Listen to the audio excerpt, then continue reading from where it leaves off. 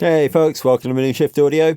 After last week's video where I showed you how I produced a recreation of To Be Honest by Christian and the Queens, this week I'm going to take you through everything I did in the mixdown of that track.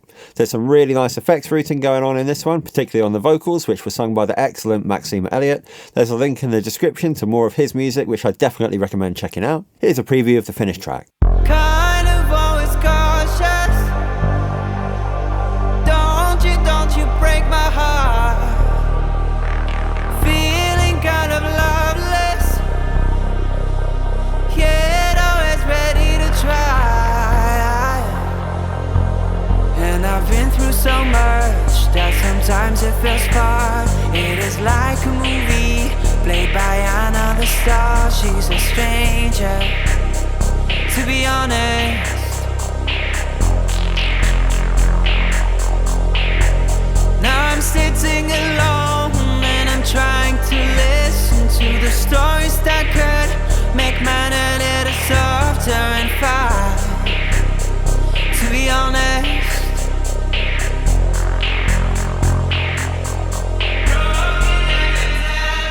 tout c'est abîmé,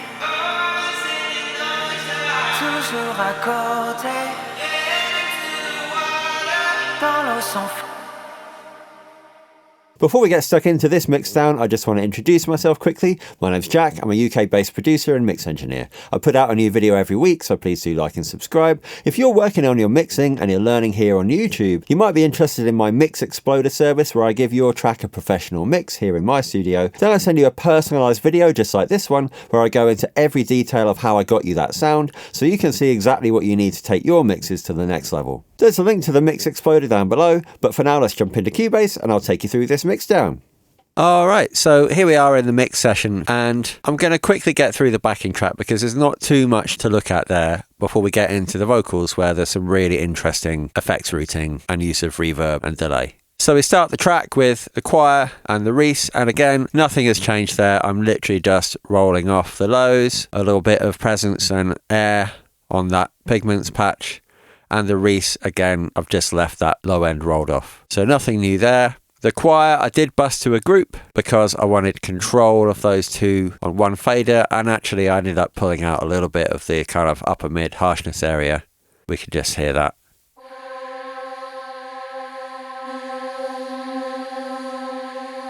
I just felt with the vocal in, it was just a bit more present than I would have liked, so that's what that EQ is doing there. As we move into the second part of the verse, we've got the bass. Now, I did do a bit of processing on this.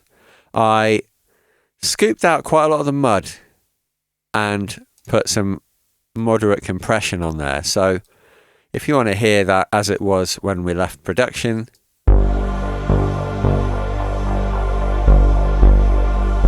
and now with my compression and EQ coming in now. Just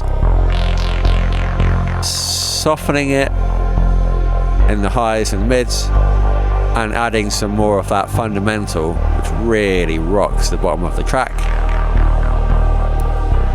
And just hitting it quite hard with this Pro C2 just to really tame some of those peaks that we're getting out of the synth there. We hear the piano there, and I've put a bit of presence in. I felt like it wasn't quite cutting through the mix as much as I would have liked, and I've also pulled out some of the mud and increased the frequency of the roll off there. I really like the way that's sitting now. It's interesting to note that there's no reverb on that piano, but it does sound like it, and that's just because there are so many other highly sort of wet elements in this mix. Drums wise, I've changed nothing from the production. Perhaps the balance might have shifted slightly. I think I turned them up a little bit, certainly the hats, but no additional processing there. With these low mid stabs, again, nothing has changed. I was happy with the way that they were sitting in the mix for the most part. Although when we get into the breakdown, I did actually end up duplicating this part because I wanted to have a separate EQ setting in the breakdown. So if we listen to this section,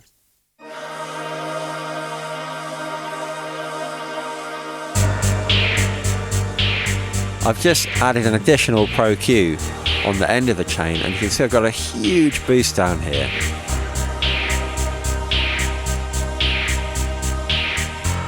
To put a bit of low end energy in. Now it's only an 8 bar this, but if I bypass this additional EQ, you can just hear it's very thin, and without the bass present, I just thought the whole track was kind of losing its backbone.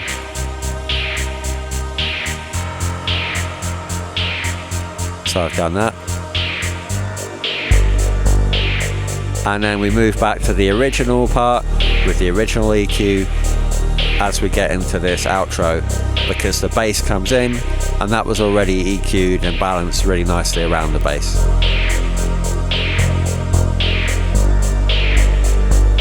The only other element we haven't looked at was this church organ, where I decided I wanted to kind of make some space for the vocal, because it can be quite a frequency hogger, something like an organ, especially playing these big sustained chords, filling up the whole frequency range there. So I've scooped out a lot of presence at 3K with this huge wide bell, and I've actually put a kind of low sort of mid-range bump, again fairly hefty, and just in the sides. So if I bypass this EQ,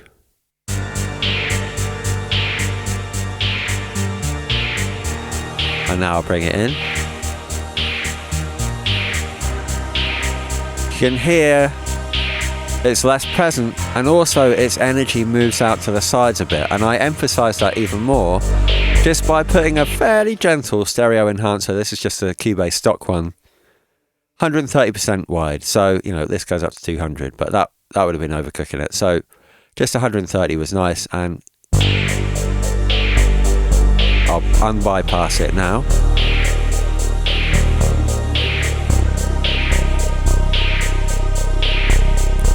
And that just spreads it nicely wide and makes a little bit more room for the vocal in the centre. Finally, we've got the guitars. Mix-wise on them, I went quite extreme with the EQ. So obviously rolling off the sub, as you might expect, but enormous amounts of boost here. First at the high end, and then in the mid-range. So this is the high guitar. That's without.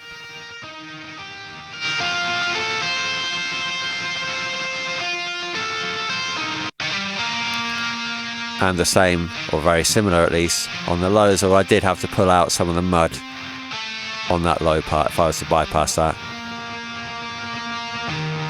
You can hear that.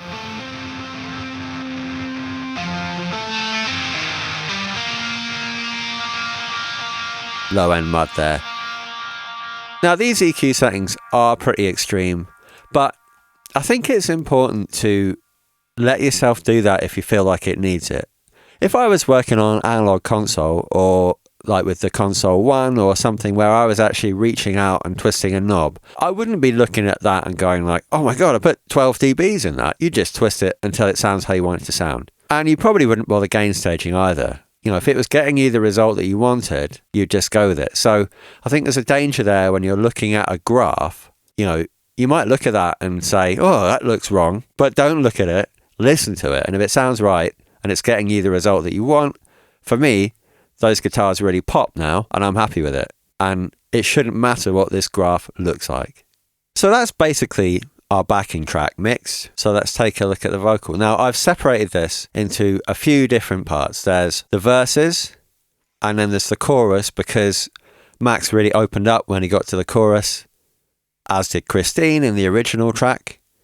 And so I didn't want to work the compressors too hard in the chorus. So by splitting that off, I was able to have separate compression settings for those two volumes that he was working at as the vocalist. And then there's a couple of sections where we've got this very, very wet, almost 100% reverb. So I separated that off onto a separate track as well. But we'll start off by looking at the verse. So here we go. I get lost in my thoughts and for hours of time, and it's making me feel like I am not alone anymore. Now, this was recorded in my studio. The chain was a U87 into a Neve 1073. So things were sounding pretty good to start with. I'm just going to bypass everything here. And I've just put a little bit of gain in to make up for what was being added by the processing chain. And this is basically the dry vocal. I get lost in my thoughts and for hours of time, and it's making me feel like I am not alone anymore. So no real issues with that, but the sound that Christine has in the original track is very, very super poppy, incredibly powerful. So we're going to look at the chain that I used to recreate that same effect. So to start with, Pro Q3, quite hard rolling off the lows. Lost in my thoughts and for hours of time. We'll get our gain back now, feeding into an 1176 and a slow attack because I wanted to emphasize the punchiness at the start of some of the phrases in this vocal. And it's making me feel like I am not alone anymore, to be honest. But I'm only using this to catch the real peaks. Lost in my thoughts and for hours of time, and it's making me feel like I am not alone anymore, to be honest. You can see it's only really working on the louder elements of the vocal, so the heavy lifting, compression-wise, is being done by a Silverface LA2A. This is the classic combo that I'm sure you've seen me use before, and many other engineers, so let's hear it with that. Lost in my thoughts and for hours of time, and it's making me feel like I am not alone anymore, to be honest. Again, I'm not going mad with this. 5 dBs reduction tops. It's a very natural open sounding track, and because we haven't got like huge drums or bass, the backing track is all quite reserved and spacious. There's so much room for this vocal, and I wanted it to be expressive and I wanted it to be natural but still powerful. So, you know, in another track I might be getting 20 dBs total compression across all of my compressors easy, but for this one I'm really making it quite reserved. Following that up with a Pultec, classic trick of boosting and cutting at the same frequency. I've chosen 10K. I just wanted to take out a little bit of that kind of harshness that you can get up there whilst adding some more general top end. The boost is wider than the cut, so we'll hear that without. Lost in my thoughts and for hours of time, and it's making me feel like hours of time. And it's making me feel like... You can hear it just starting to get a little bit of that sheen on the top end now. But again, it's slightly subtle. Probably a little bit of saturation coming out of this as well. Then we're into one of my favourites, the Marg EQ. And with this one, making me feel like I am I'm putting a dB in on the high shelf from 2.5K up. So that's quite a deep shelf. Like I am not alone anymore. Making me feel like I am not alone anymore. Making me feel like I am. So quite subtle there, just a little bit of extra. But the real magic from this EQ, as I've looked at before, is the air band. Now, the U87 that I recorded this with has got a lovely air on the top of it. And I can really bring that out with this air band at 40K, which is obviously ridiculous, but it really works. Like I am not alone anymore. Making me feel like I am not alone anymore. And there you've got that really lovely high-end sizzle. I'm using a de-esser to de-ess. Surprise, surprise. Lost in my thoughts. This is the stock Cubase one. And it's making me feel like I am not alone anymore. Lost in my thoughts. Nothing particularly interesting going on there, really.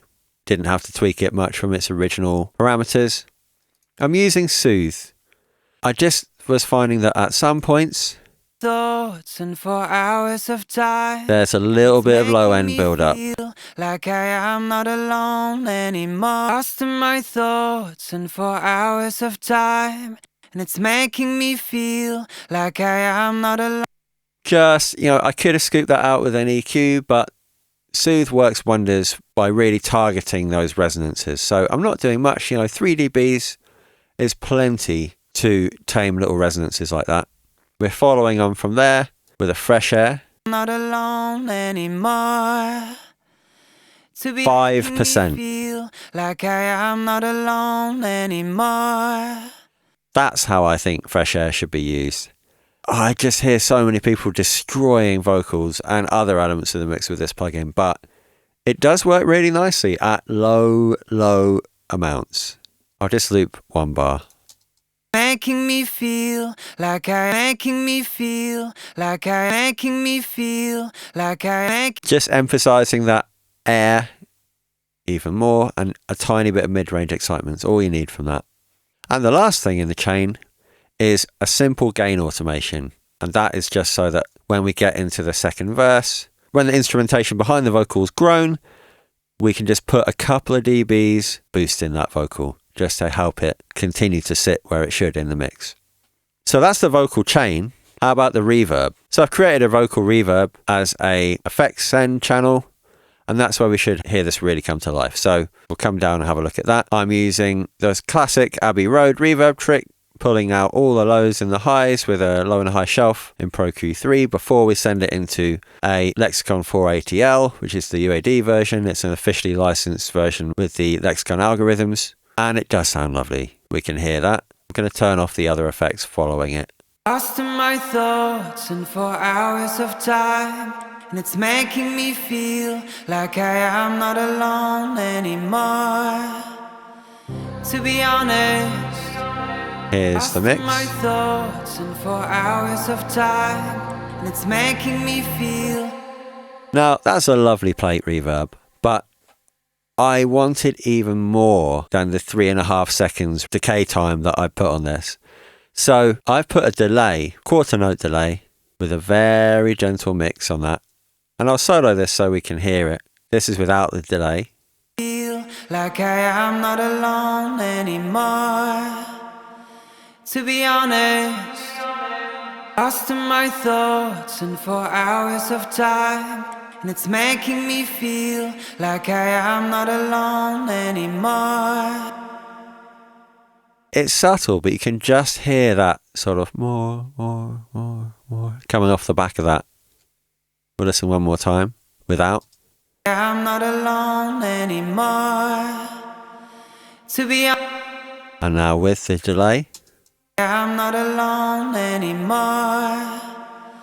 To be honest, It's basically helping to extend that reverb tail in quite a natural and subtle way. Finally, I've got a reasonable amount of EQ on this reverb return, because with such an enormous reverb like this, you know, we really are getting into the realms of quite extreme effects. So I wanted to process that reverb, which is such an enormous part of the mix, exactly how I wanted to. So here is the reverb in the mix. lost in my thoughts and 4 hours of time, and it's making me feel like I am not alone anymore. Just a little bit more present than I would like. Lost in my thoughts and 4 hours of time, and it's making me feel like I am not alone anymore. Just helping to get it out the way of the other elements in the mix. And to continue that, I've got a sidechain soothe. This is an absolute classic reverb trick. So the vocal is sending to the sidechain input of the soothe, so when the vocal is present, frequency dependently, that reverb is ducked out the way. Lost in my thoughts and 4 hours of time, and it's making me feel like I am not alone. Not too much. Anymore. To be honest, lost in my thoughts and 4 hours of time, and it's making me feel. And it's worth noting that I've put this on mid only. So the reverb is only ducked from the vocal in the middle. The vocal is panned centrally. So the reverb should be unaffected in the sides, and it should sort of envelop the vocal really nicely that way. There's a quick little effect here that we should look at before we move on to the chorus, and that is this little echo. Be honest. So all I've done there is I've duplicated the vocal track from the verse, like for like. I've put another EQ in just to pull out some of the highs and the low mids. And then I've sent this on a pre-fade ascend to that same vocal verb. So what that means is the actual fader is on 0. If I pull this up, Be honest, to be honest, be honest. so we send to the reverb, but we don't actually hear the dry signal at all. It's 100% wet. And you could achieve that by dropping a reverb plugin on this track and turning the mix up to 100% wet. But you lose independent control of the reverb by doing that. And I'd already built this quite complex reverb effect for the dry vocal. So I just wanted to use that again for this 100% wet echo. Let's just have a listen to the rest of this verse. I'm not alone anymore, to be honest.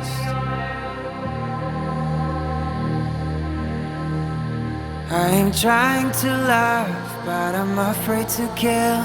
And I never know when to start, just stay still. So I fly, to be honest with you.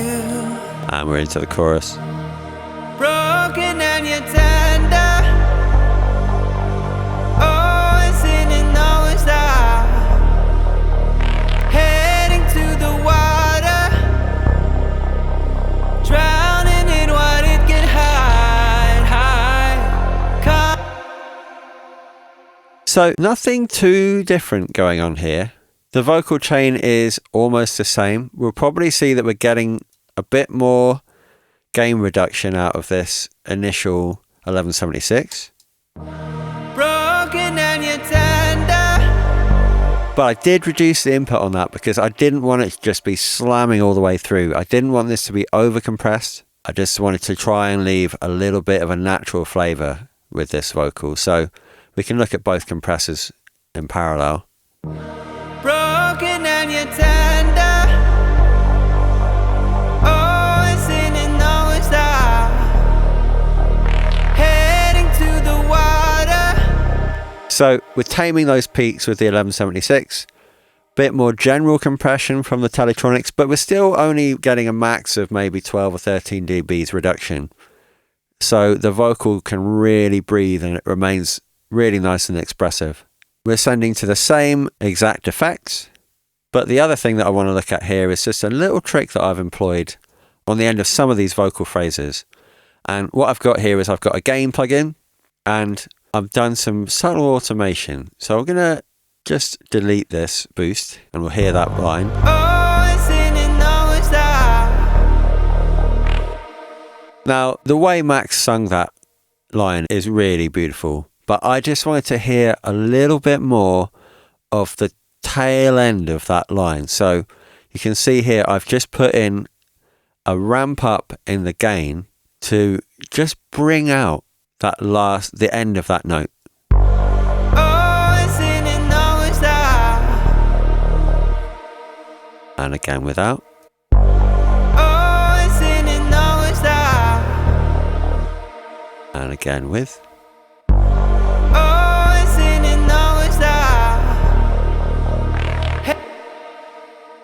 You just get a little bit more of the trailing off of that note, and I think it sounds really, really nice. Now, if we were compressing this vocal harder, we would absolutely be bringing out tails like that, but because I didn't want to compress harder, it's useful to employ little tricks like this to get that same detail. There are a couple of other lines where I employed the same trick, so we can take a look at this one. This is without my little boost. Don't you break my heart. And now we'll hear it with. Don't you break my heart. You just get a little bit more. And again, the final line here. Some of them are a bit more subtle. This was an interesting one actually. It was a longer phrase that he sang that I just wanted to ride the gain of effectively. So we can hear this without.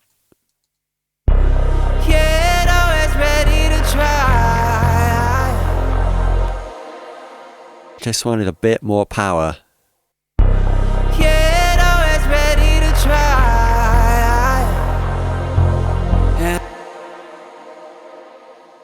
And that's our chorus. So we're back to the verse, and this is where my little gain automation came in. So we're putting just under 3 dBs boost in. We'll just come out the chorus so you can hear how this relates. Don't you break my heart. Feeling kind of loveless.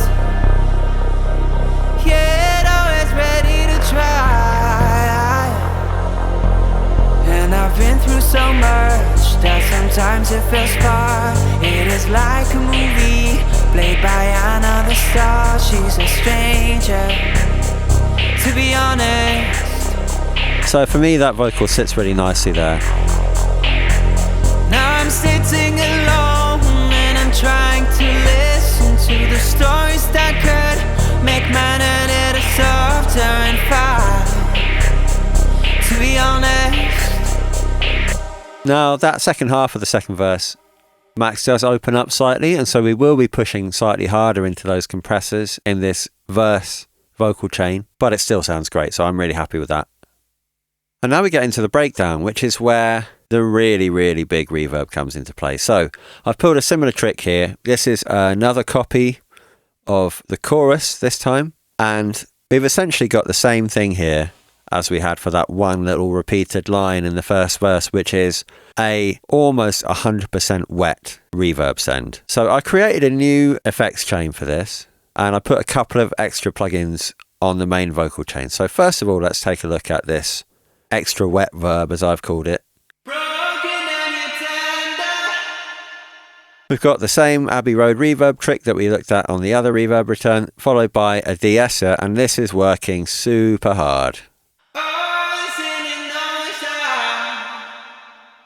And this is just to stop any more S's than we really need getting into that reverb.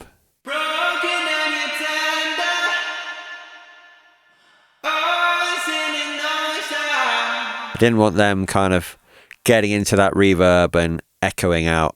This is the same plate reverb as the original vocal and slightly different EQ. Really, I'm making this one a lot thinner because it's got to fit around the more upfront vocal that's in response to it.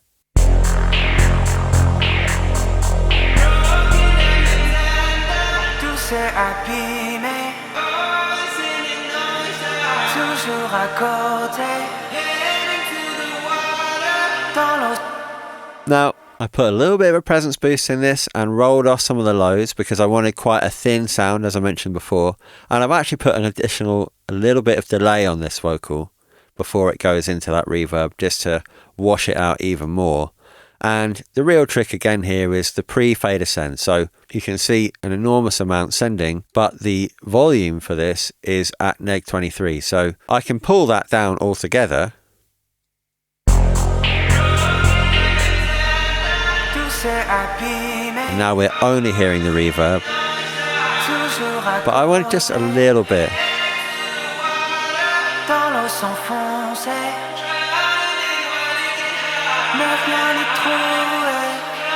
So you can just hear a little bit of the dry signal coming in under that enormous reverb, and that's to just give a little bit of clarity to what's going on there. And that's the joy of this pre-fader send here. So the amount that's going to that reverb return is unaffected by the position of the fader. So I can have the fader wherever I want, and I can adjust the level of the reverb independently, and I can process them separately as well.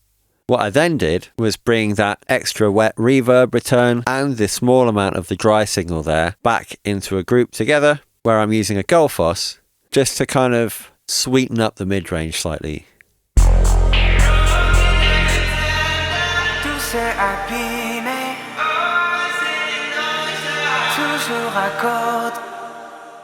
Just adding a nice bit of sweetness there. We can have a quick look now at the sort of more upfront, the response vocal. I've copied the effects chain from the verse, the same EQ and compression, send that to its own reverb, which I wanted to be just a little bit smaller, though it is very similar. It's almost the same as the main reverb chain, and I've brought them back to their own group here, where I'm soothing out some of the harsher resonances in that and rolling off some of the highs and putting a bit of a mid-range boost to give a slightly, almost kind of telephonic quality.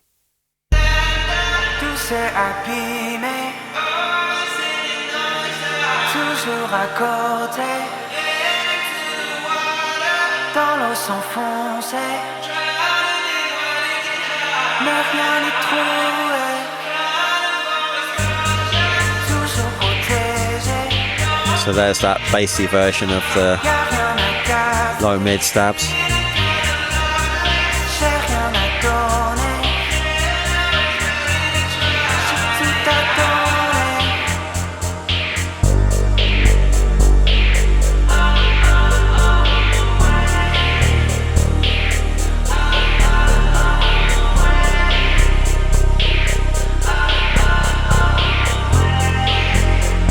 So we've got these R's now, which are pretty much the last element of the track, and because they're so far in the background, I didn't spend too much time manually tuning these. Not that I needed much, so I've just slapped an auto tune on the different versions, driven them pretty hard into an LA2A.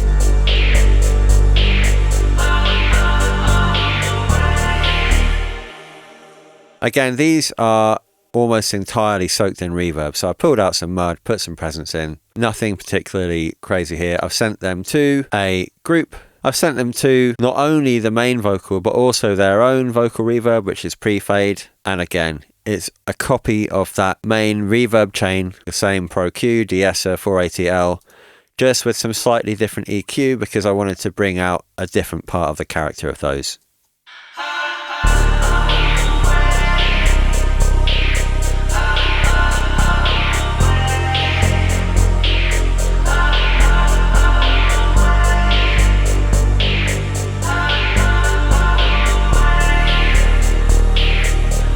And I'll let So I just wanted to bring out a slightly different part of the character, and when you're doing these pre-fade sends, the reverb is the main part of the tone, so you'll often end up doing a lot of tonal sculpting in the same way as you might EQ the vocal itself.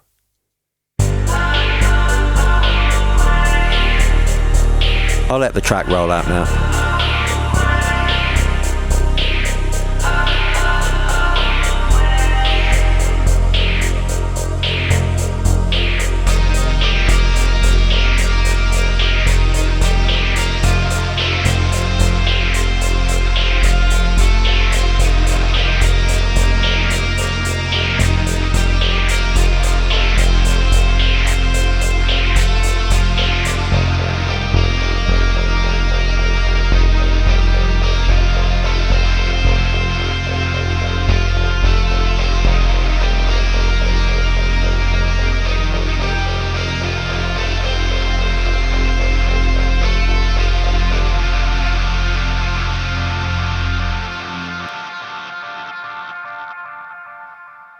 Thanks for watching, folks. If you found this video useful, please do like and subscribe for more tips, tricks, resources and downloads from me at Moonshift Audio. Till next time.